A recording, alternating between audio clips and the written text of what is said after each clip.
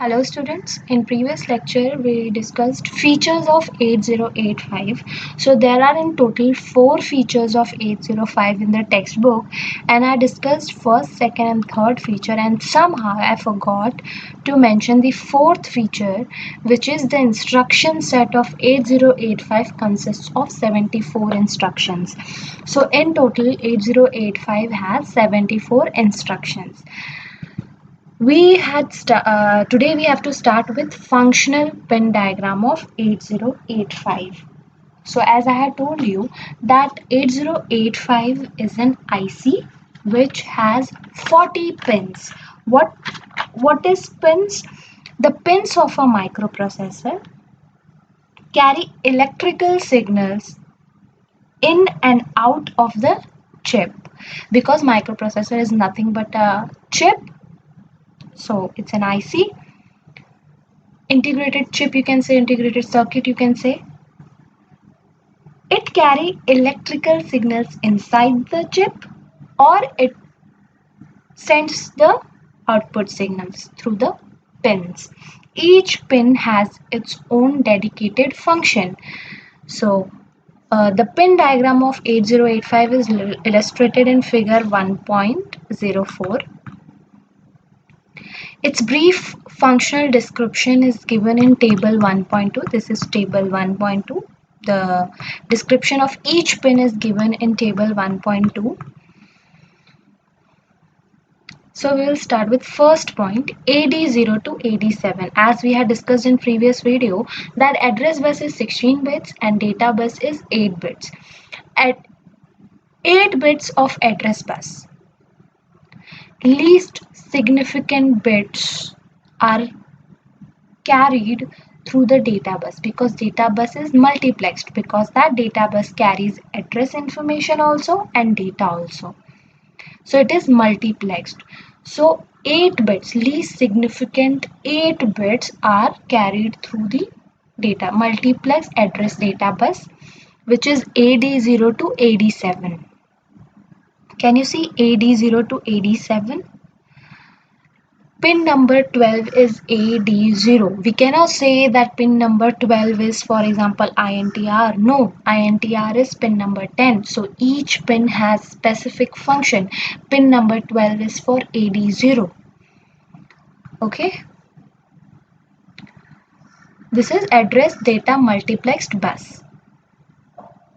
Other address bus, because address buses of 16 bit, I have covered only 8 bits here.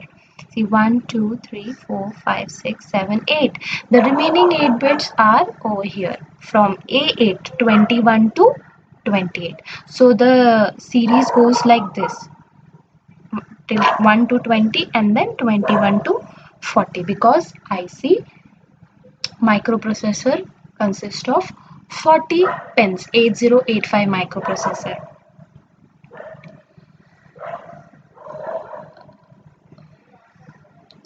Okay, then plus VCC and VSS. Plus VCC is 5-volt power supply and VSS is ground. Okay. Third point is X1, X2. X1, X2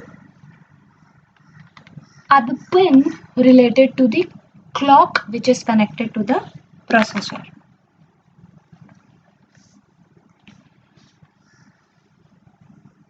Okay, so it has got internal clock. Microprocessor has got internal clock.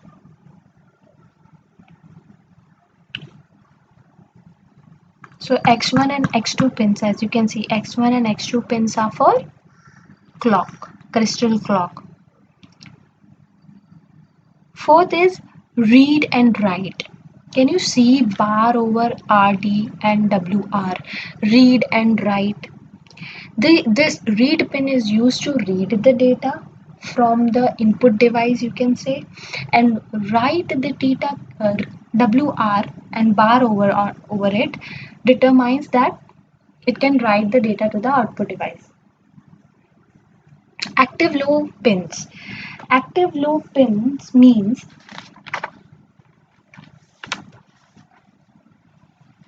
that pin is pulled towards the ground. That pin is connected to the ground. To enable that pin should be connected to the ground. That's why the name suggests active low.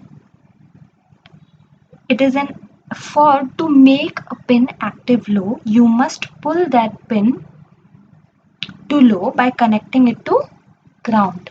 So these pins to function, these pins, if these pins wants to function, they should be connected to ground. That's why these pins are known as active low, and active high pins are those pins which are connected to the plus 5 volt power supply.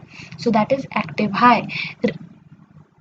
Any pin, if it is determined by the bar on top of that, that means that is active low. These are active low pins.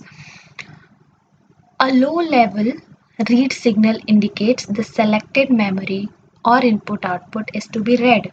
Now, what's the difference between selected memory and input output? For example, some output device is connected to my processor, for example, printer.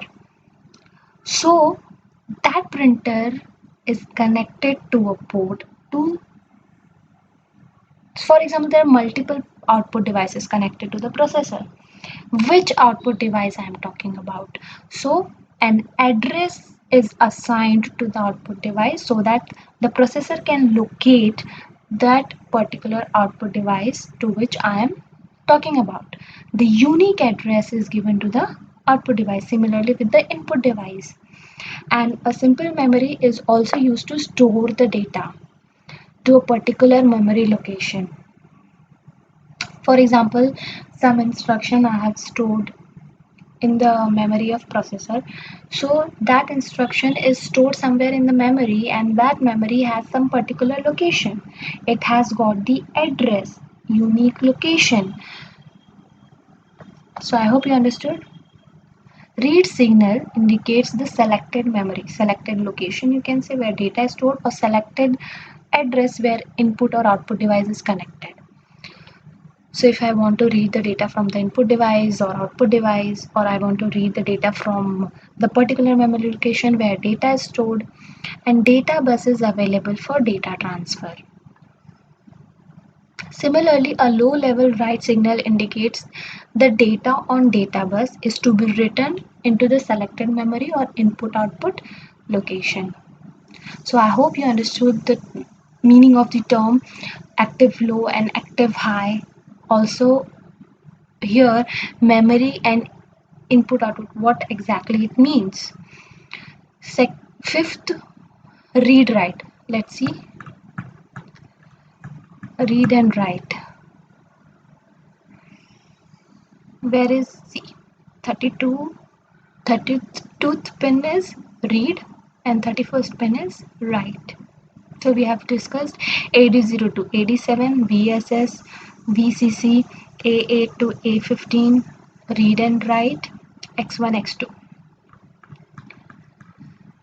Fifth pin. Fifth pin is reset in, reset out. Fifth point is reset in, reset out. Reset. If you remember the concept of program counter, I have made a video on what is program counter and stack pointer. Definition of program counter is program counter holds the memory location of next instruction to be executed. So in reset in is active low pin, because as you can see there is bar on top of that. Pins are used to make program counter of 8085 reset. For example, currently program counter is pointing to PC.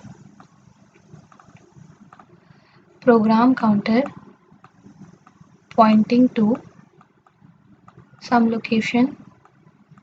For example, same example I'll take 0054. Currently is here. So what is happening when some peripheral device, some input output device which is connected to the processor sends the reset signal, the processor resets the program counter to what?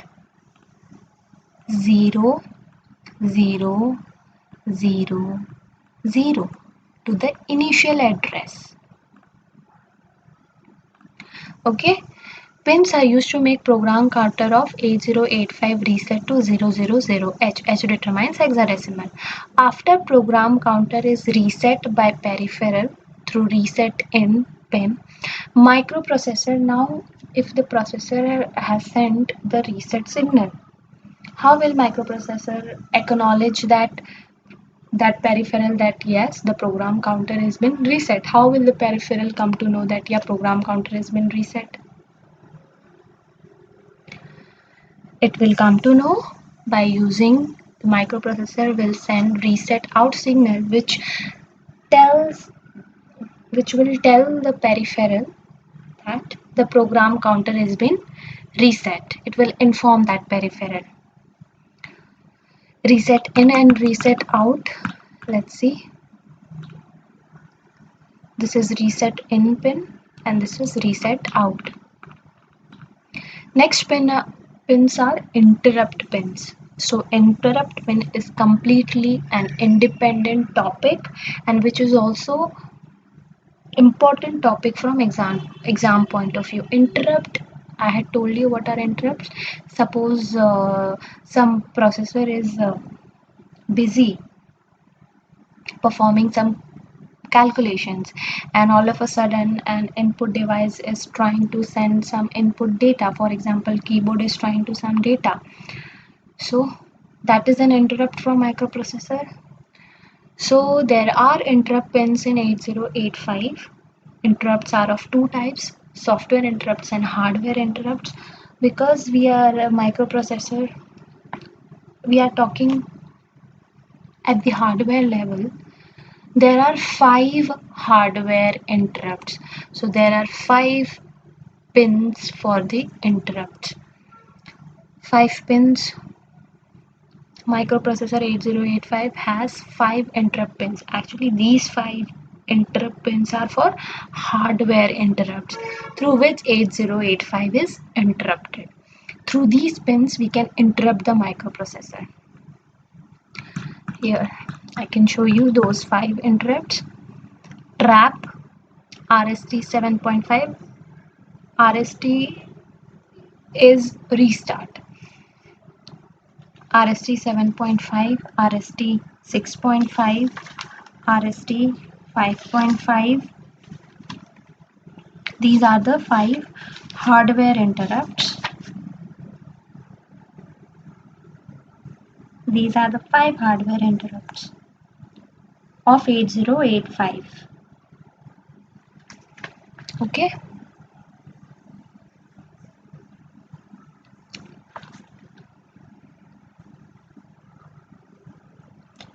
Then INTR is also an example of hardware interrupt. So how many? 1, 2, 3, 4, 5. 5 hardware interrupts. So we will learn each and every interrupt in detail.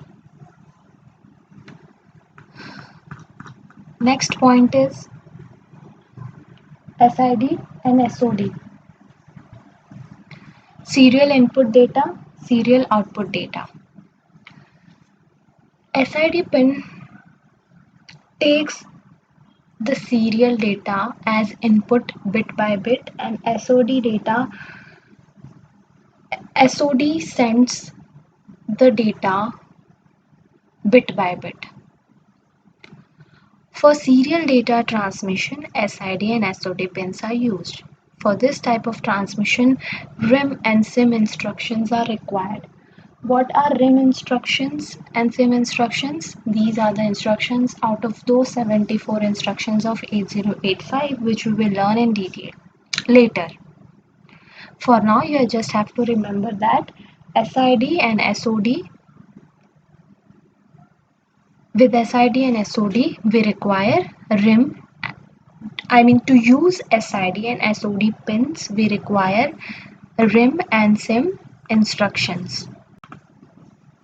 So these are used to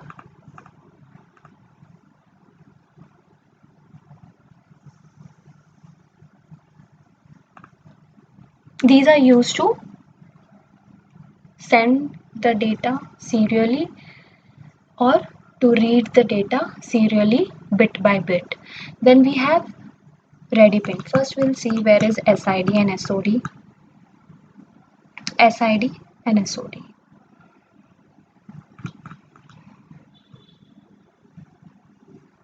Then we have ready pin. Ready pin is used when some peripheral is ready to send the data. How will the processor come to know that the peripheral is now ready to send the data to processor?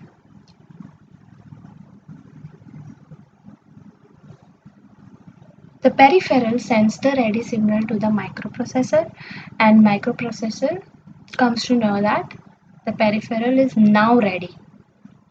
The pin ready input from peripheral device informs the microprocessor that is peripheral device is ready to receive or to send the data. If microprocessor wants to send data to the peripheral or peripheral wants to send data to the microprocessor, that time ready pin is used.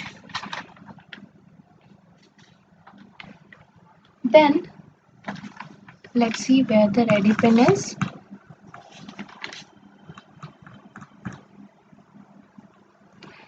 Pin number 35 is ready pin.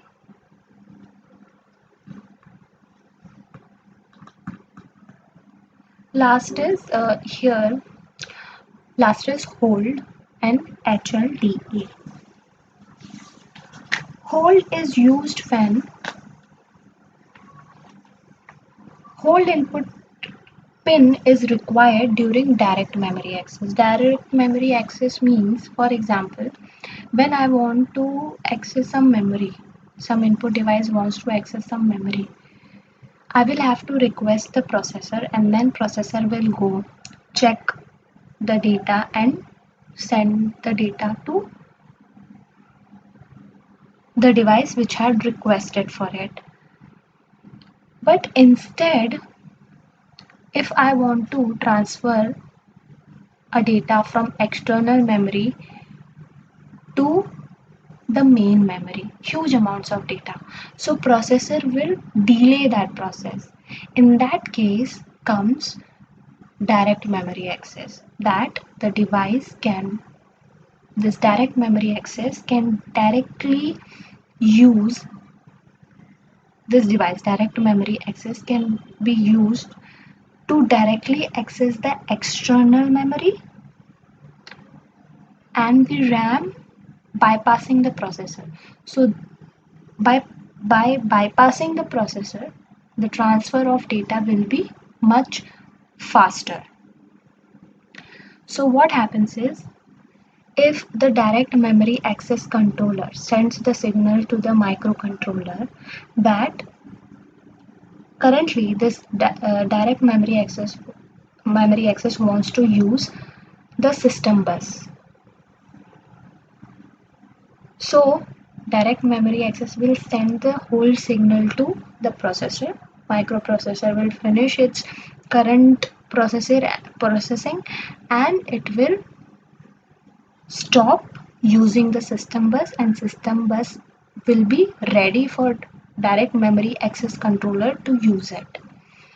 Hold input pin is required during direct memory access operation, that is hold signal informs processor that another device requires to use address and data bus. After receiving the signal, hold request has been received on the pin, HLDA is used. So I hope you understood. Hold, what exactly happens?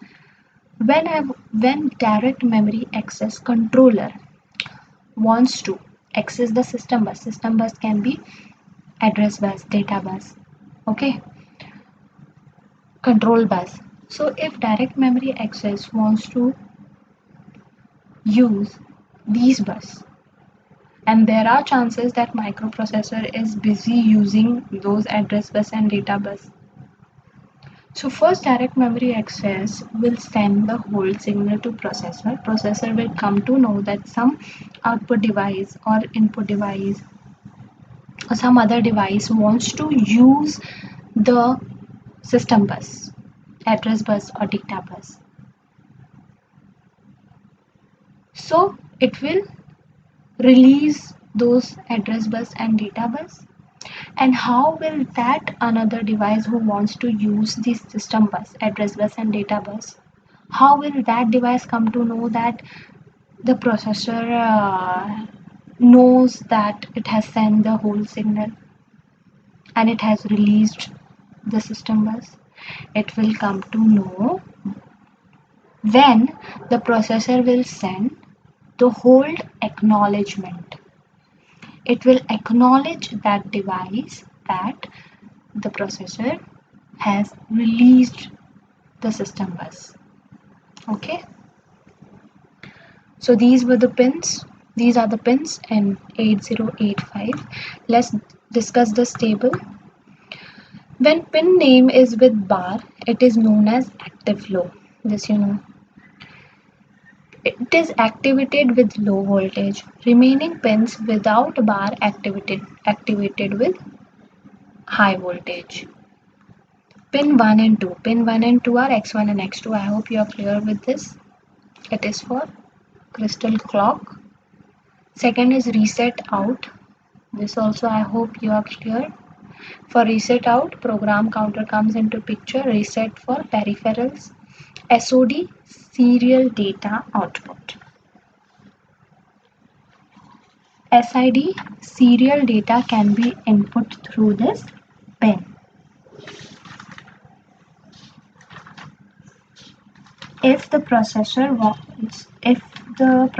receives the data, it will receive it by using SID pin. SID मतलब bit by bit any data coming to the microprocessor is coming through this SID pin bit by bit serially. And SOD, if microprocessor is processing the data and giving the output, then it will show output bit by bit and serially. Trap is an interrupt pin. It's given non-maskable. It is input. This trap interrupt is received by the microprocessor. That's why the type is input. Non-maskable, that means it cannot be ignored. We cannot ignore it. We cannot disable it. It's very important interrupt. Something very important for the processor. RST75, it is hardware vectored interrupt. Of course, I had told you these 5 interrupts which we are discussing are hardware interrupts. Okay, trap is also hardware interrupt. RST 7.5 is maskable. That means it can be ignored, it can be disabled. Vectored means these interrupts have appropriate address, have memory location. Memory location, that means it same thing. The processor knows from where this interrupt is coming. Address. It knows the address. Processor knows where this interrupt is coming from. For 6.5 also it is hardware maskable vectored interrupt. For RST 5.5 also it is hardware maskable vectored interrupt. INTR is maskable, but it's not vectored interrupt. It doesn't have any address. INTR. INTR doesn't have any address. Processor doesn't know from where. Actually, the full form of INTR is interrupt request.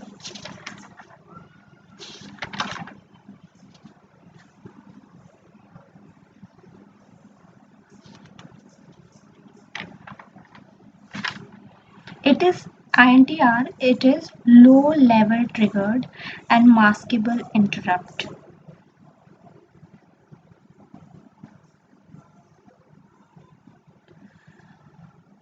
The following sequence of events occurs when INTR signal goes high.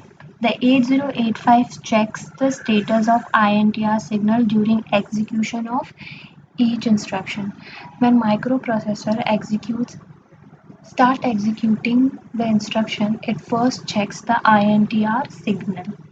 If INTR signal is high, high means 1, then 8085 complete its current instruction and sends active low interrupt acknowledge signal. If the interrupt is enabled, if the interrupt is enabled, on receiving the instruction, the 8085 saves the address of next instruction on stack and execute received instruction. What is exactly happening here? When there is an interrupt request, some another device is trying to interrupt the processor. Some device wants attention of the processor. That device will send an interrupt request. If it's one, that means a device needs a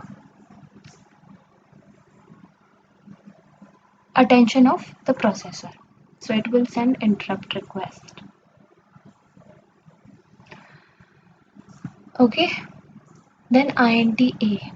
Once the processor receives the interrupt request, it will acknowledge that device that it has received the request. Okay, INTA. It will give, of course, output. Bar determines that this is active low. Interrupt acknowledged by 8085 on this line. Pin number 12 to 19, AD0 to AD7. I hope this you are clear with this by now. Bidirectional address data bus. Tri-state.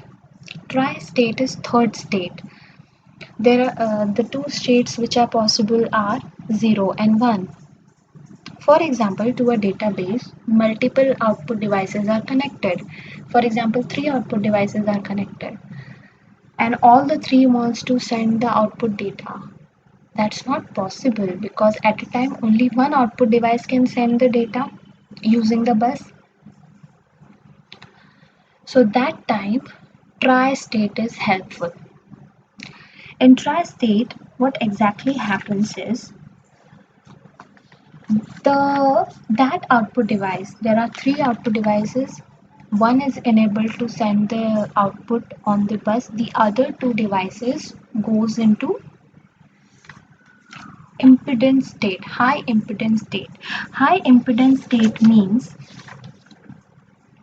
that the output device is electrically disconnected from the circuit, not physically, electrically. That means currently those output devices are not part of the circuit for the time being. Okay, that's why the term mentioned here tri-state. VSS is ground connection. A8 to A15, it carries the most significant bits of the address 8 bits from A8 to A15 output tri-state address bus MSB bits. Then comes S0. This S0, S1 and IO slash M bar. These three are used in collaboration. I had told you that IO slash M bar is completely independent topic which we have to study. This IO slash M bar is somewhat related to IO mapped IO system. This we will be studying in the consecutive topics which we are going to study. So for now, just you have to understand that SO is output, tri-state, address, no, this is wrong, IO or memories control. This we will study in detail in the further topics which we are going to cover. Then address latch enable. What exactly it does is, there is one bus, it is used for sending data also and address also. Uh, at, at a particular time, that bus is sending address or it's sending data. How it is decided? When ALE pin is high, that means when ALE pin is 1, signal is 1, that means currently the bus is carrying the address information. When ALE is 0, that means that bus is carrying the data.